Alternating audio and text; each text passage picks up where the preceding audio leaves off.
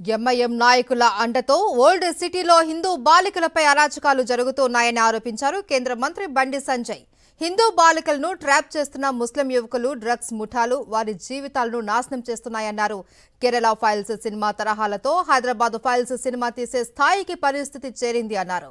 MIM division స్థాయి నాయకుల నుంచి ఎంపీ వరకు అందరూ డ్రగ్స్ ముఠాలకు వత్తాసు పలుకుతున్నారన్నారు బండి సంజయ్.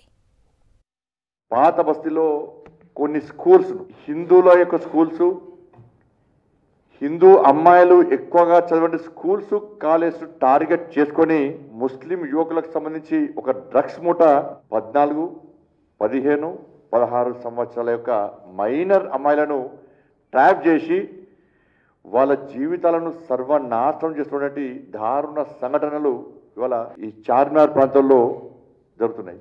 కేరళ ఫైల్స్ సినిమాలో ఎలాంటి దారుణాలు జరిగినాయో ఇవాళ హైదరాబాద్ ఫైల్స్ సినిమా తీసేంత స్థాయిలో ఇవాళ దారుణాలు ఇవాళ చార్మినార్ ప్రాంతంలో జరుగుతున్నాయి.